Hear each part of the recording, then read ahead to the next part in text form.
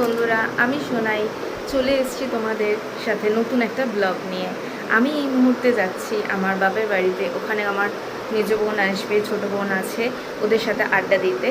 So চলো দেখা হচ্ছে এবার বাপের বাড়িতে গিয়ে। ব্লগটা আবার স্টার্ট করছি।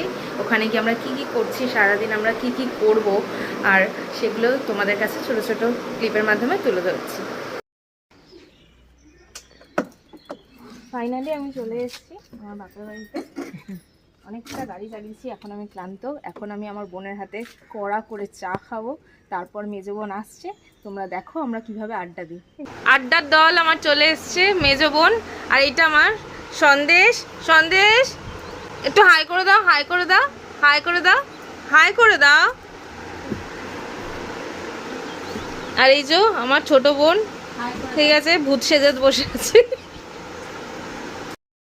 বন্ধুরা আমরা এখন টি পার্টি করছি, ঠিক আছে। দাঁড়াও তোমাদেরকে চাটা দেখাচ্ছি। এই যে দেখো আমার মা গরমা গরম চা বানিয়ে এনেছে।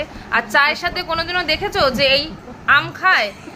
ঠিক আছে, আমার মা চায়ের সাথে এই যে আম খাওয়াচ্ছে, আর তার সাথে আমার বাবা দিয়েছে ছোলা। এই কি কম্বিনেশন বলো?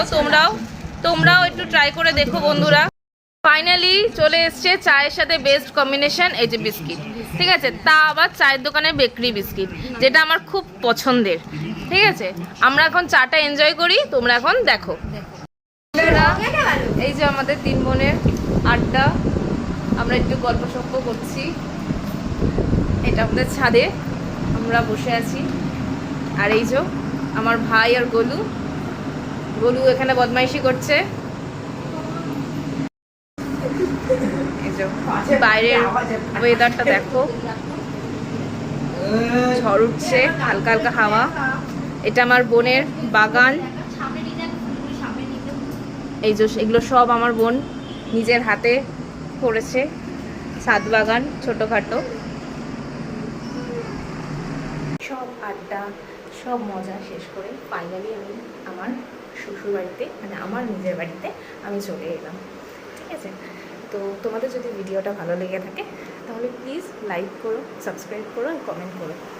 থ্যাংক ইউ আর গুড নাইট। সবাই ভালো থেকো।